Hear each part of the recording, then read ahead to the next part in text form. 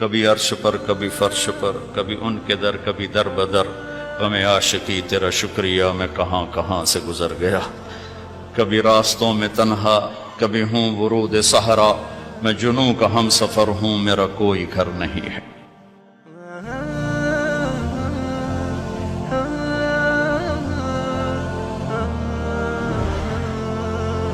کسی دنیا کی چیز سے لائف کی بیوٹی کا کوئی تعلق نہیں،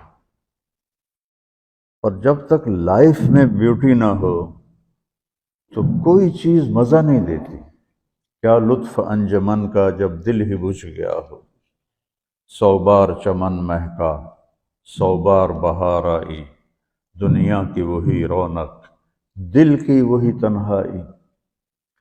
تو زندگی کو خوبصورت بنانے کے لیے اللہ نے ایک آیت ہمیں سنائی ہے، ایک آیت، لَقَدْ كَانَ لَكُمْ فِي رَسُولِ اللَّهِ أُسْوَةٌ حَسَنَةٌ، کہ اگر لائف کو خوبصورت بنانا چاہتے ہو اس کے لیے نہ انگلینڈ رہنے کی ضرورت ہے نہ امریکہ رہنے کی ضرورت ہے۔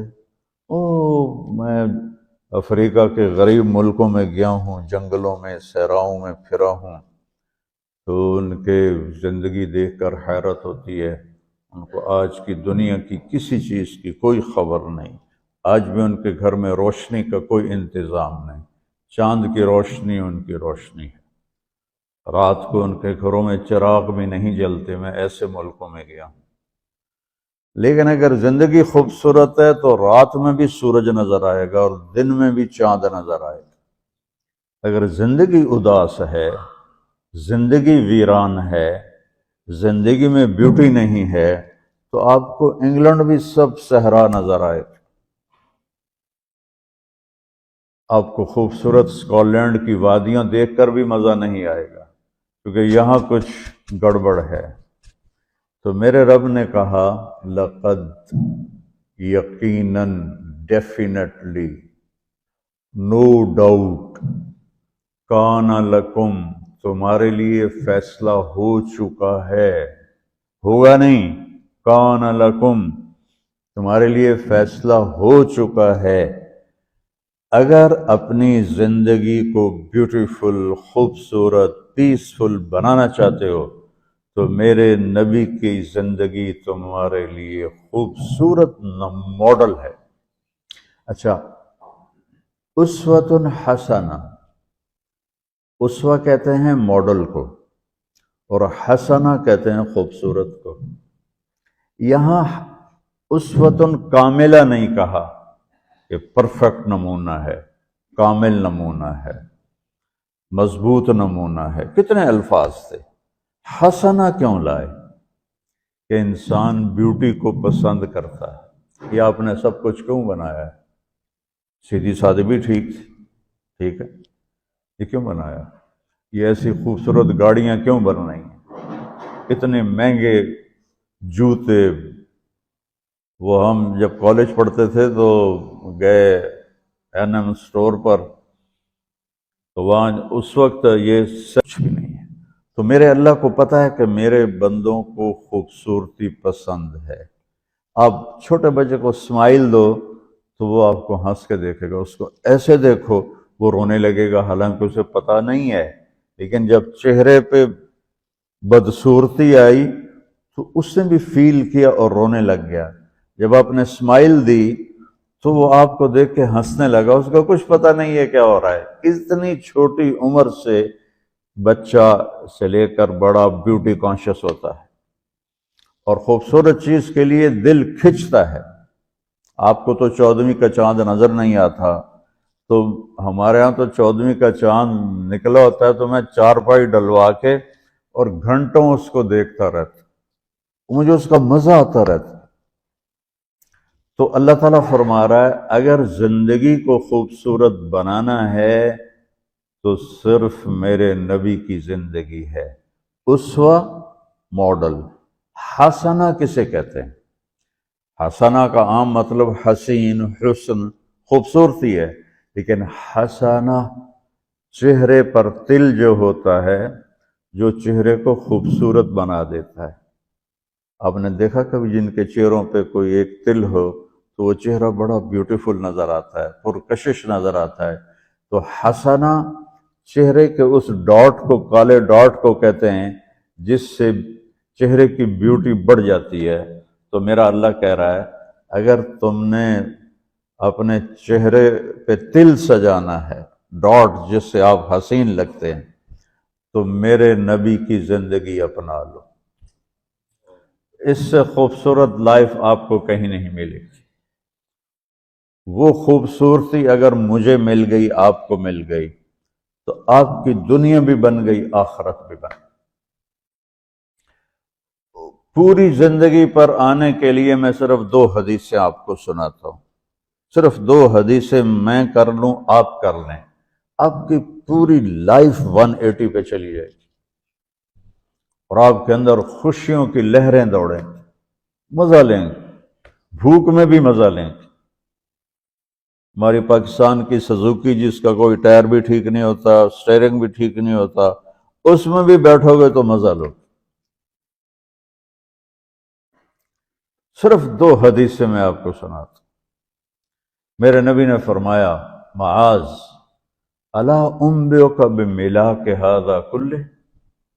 اب پہلی حدیث سنا رہا ہوں.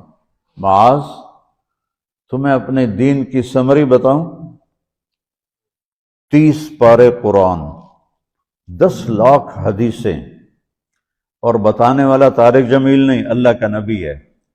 کہ تمہیں سمرائز کر کے دوں اپنی شریعت؟ ان کا جی ما ہوا، وہ کیا ہے؟ تو آپ نے زبان باہر نکالی، یہ نشان بنایا کینچی کا اور یوں کیا، پھر کہا کف ھذا، اپنی زبان پہ قابو رکھنا سیکھ لو،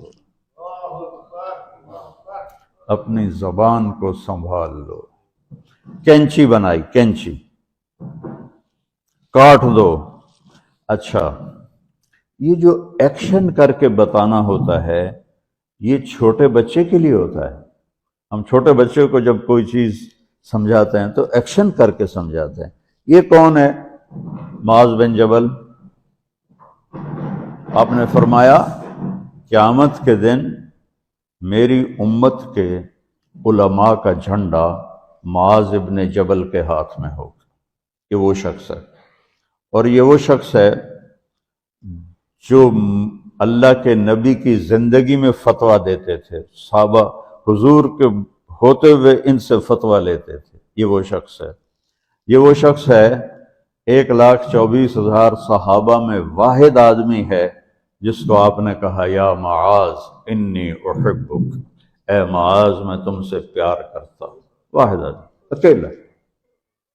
اور میں کوئی 7-8 سال پہلے اردن گیا تو میں اربد ان کی قبر کی زیارت کے لیے گیا.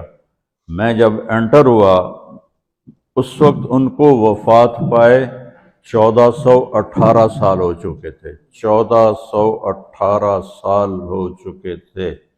میں ان کے قبر پہ کھڑا ہوا، خوشبو ہی خوشبو تھی. قبر پہ کپڑے پڑے ہوئے تھے.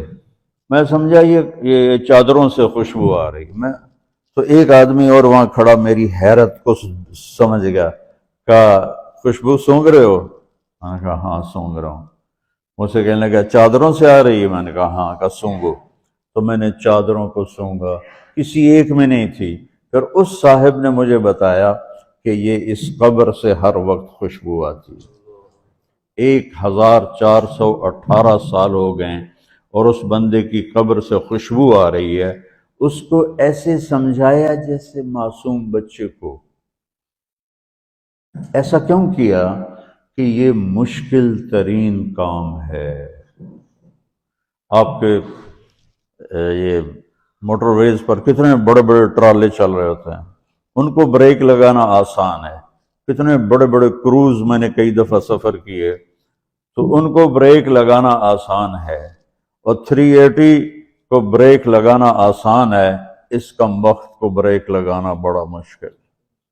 اللہ نے اس پر 32 تالے لگائے، 32 دانت کا، اس کے اندر رکھ، اس کو اندر، اوپر مین گیٹ لگایا، اسے بند کر کے رکھ، اور فرمایا من کان یؤمن باللہ والیوم الآخر فلیقل خیرا او لیسکت، جو آخرت پر اور اللہ پر ایمان رکھتا ہے وہ اچھی بات کرے،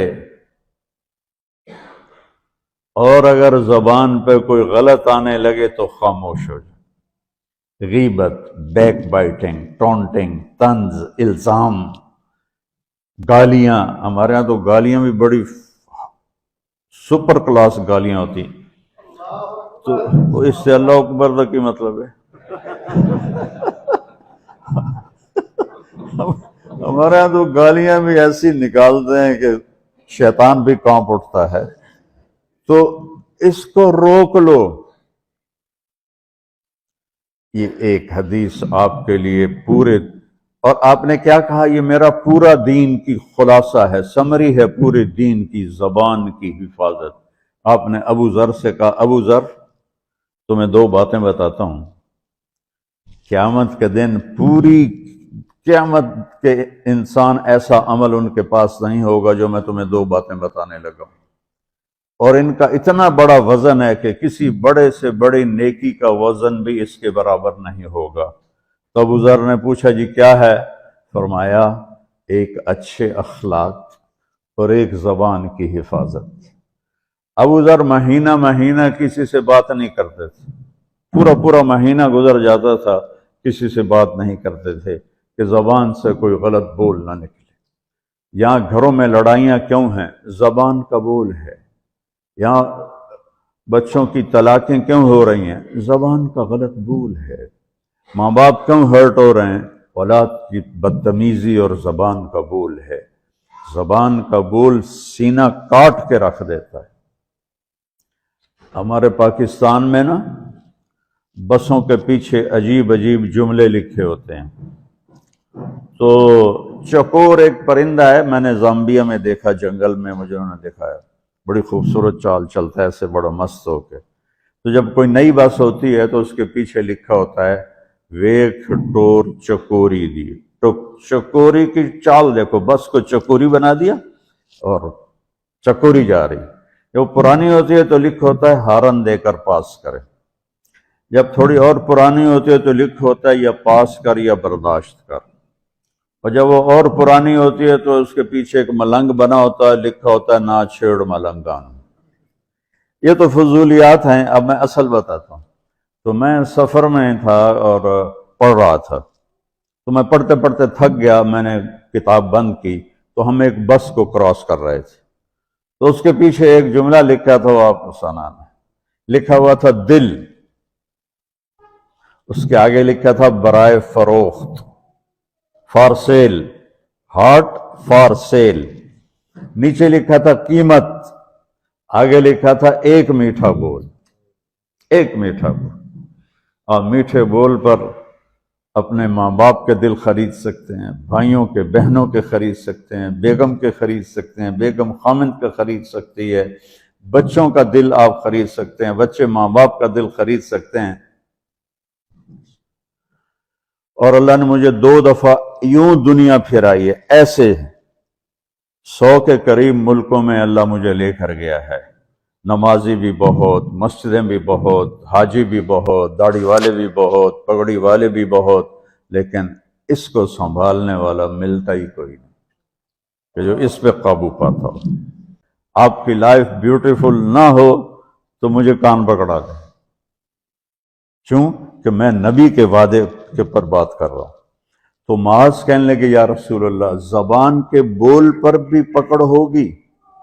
میں کہا تیرا بھلا ہو جائے، سب سے زیادہ جہنم میں گرانے والی زبان ہوگی، زبان ہوگی۔ ایک حدیث ایک اور سناتا ہوں مختصر کر کے، کیونکہ 20 منٹ پر مجھے بات ختم کرنی۔ آپ نے کہا انس میرے بیٹے، میری ایک بہت گریٹ سنت ہے، گریٹ، یہ لفظ پوری حدیث میں کہیں نہیں سوائے اس ایک جگہ کی۔ میری ایک بہت گریٹ سنت ہے، بہت، یہ داڑھی بھی سنت ہے، یہ پگڑی بھی سنت ہے، یہ سفید، میں سفید لباس اس لیے پہنتا ہوں کہ میرے نبی کو پسند تھا، میں کوئی کلر والا نہیں پہنتا، سنت ہے۔ لیکن گریٹ سنت صرف ایک جگہ پر ہے جو میں ابھی آپ کو بتانے لگا ہوں۔ میرے بیٹے انس، میری ایک گریٹسٹ سنت ہے، اگر تو نے اس کو پورا کر لیا تو جنت میں نہیں جائے گا، جنت میں میرا نیبر بن جائے گا۔ تو جنت تو بہت چھوٹی چیز ہے نبی کے نیبر کے سامنے، کہ تو میرا نیبر بن جائے گا۔ پتہ ہے آپ کو کہ بڑی چیز کی قیمت بھی بڑی ہوتی ہے۔ تو پھر کہا بیٹا اس سنت کو کرتے ہوئے تجھے تھکنا پڑے گا، تو تھکے گا، اور ساری زندگی تمہیں کوشش کرنی داڑھی تو ایک دفعہ رکھ لی ہے، اب تیل لگا لیا، تھوڑا ٹرم کر لیا، لیکن بیٹا میری اس سنت کو پورا کرتے ہوئے تیرے پسینے نکلیں گے، ساری زندگی کرنا پڑے گا۔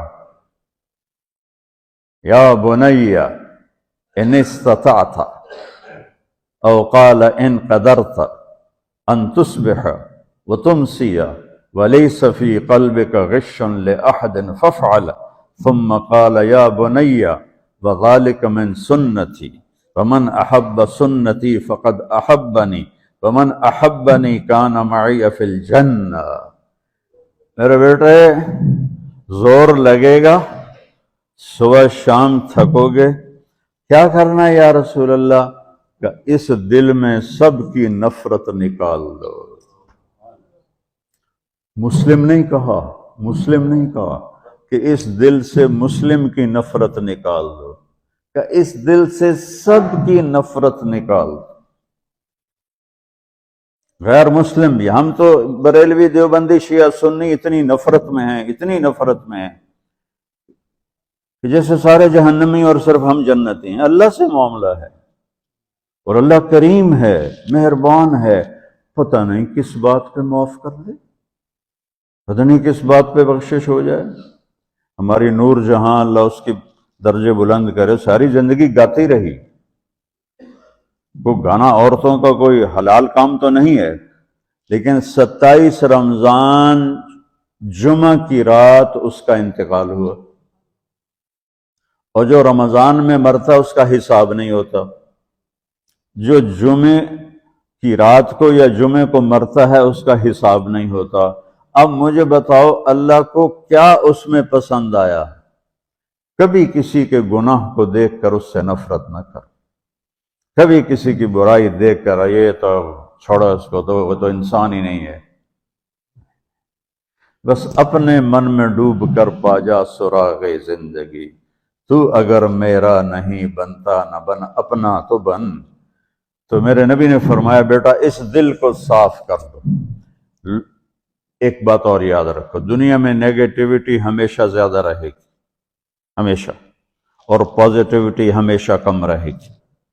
اچھے لوگ کم ہوں گے، برے لوگ زیادہ ہوں گے، اور آپ کو غلط بیہیویئر تنگ کرے گا، پریشان کرے گا، دل دکھے گا، آنسو نکلیں گے۔ میرا نبی کہتا ہے دل صاف کر، جھاڑو دے۔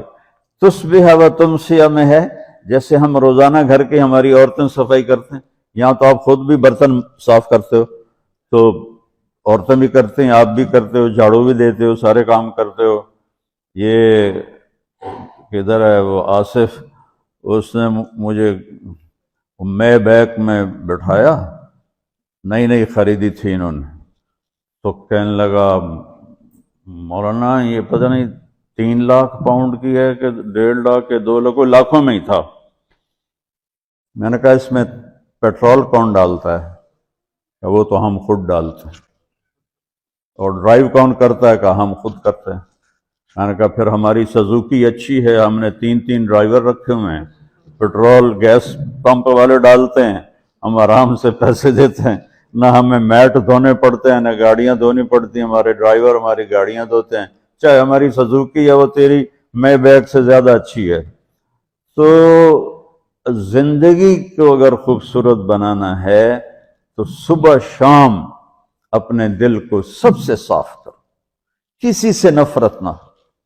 شیعہ سنی میں کتنی نفرت پائی جا رہی ہے، دیوبندی بریلوی میں کتنی نفرت پائی جا رہی، یہ شیطان نے پیدا کی۔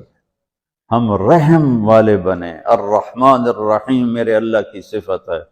تو میرے عزیزو، یہ دو باتیں میں قابو کر لوں، آپ قابو کر لیں، ایک اس کی حفاظت، ایک اس کو دھو کے رکھنا ہے۔ کسی کے بارے میں دل آئے گا، بہت آئیں گے، اس نے یہ کیا، اس نے یہ کیا، اس نے یہ کیا، دھو دو، صاف کرو۔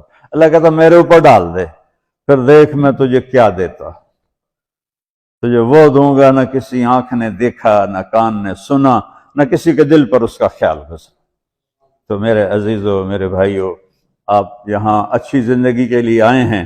میں نے آپ کو اچھی زندگی کے گر کی دو باتیں بتا دی، اس کو لے کر جہاں مرضی رہو، آپ کی لائف بیوٹیفل ہوگی۔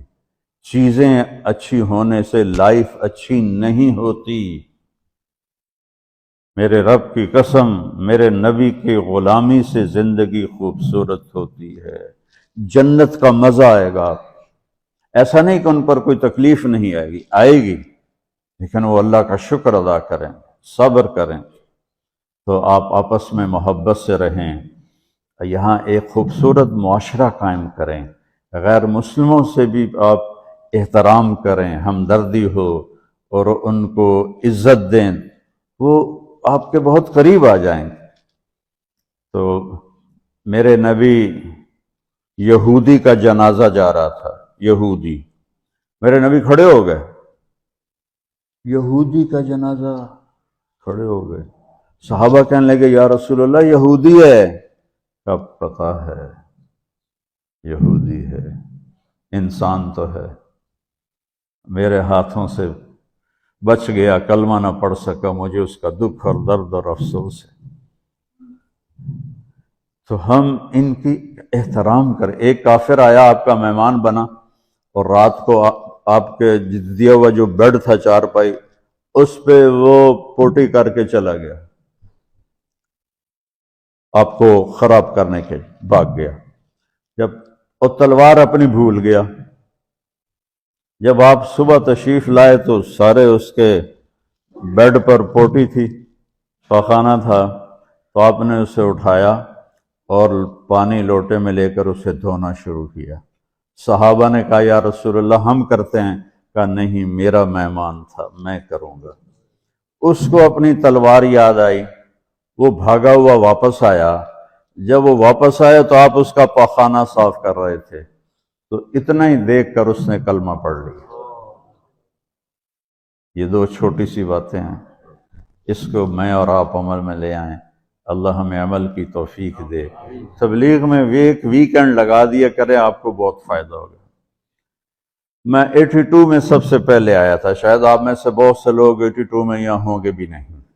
تو یہاں نہ کوئی مسجد تھی اور نہ کوئی مسلمان نظر آتا تھا، اور نہ ایسی مسجدیں بھری ہوئی ہوتی تھیں، چند لوگ ہوتے تھے، 20-25 لوگ اب بیان میں آ جاتے تو ہم سمجھتے بڑا مجمع آ گیا ہے، اور میں ان میں آگے کے وقت کو دیکھ کر 3 گھنٹے میں ان میں بیان کرتا تھا۔ اس وقت جوانی تھی۔ میں آج دیکھ رہا ہوں کہ کیا میرے رب نے نقشے بنا دیے ہیں۔ آپ کو بہت مبارک ہو، اللہ آپ کو، آپ کے بچوں کو سلامت رکھے، دین پر، اسلام پر، آپ کی دنیا بھی اچھی ہو، آخرت بھی اچھی ہو۔ السلام علیکم۔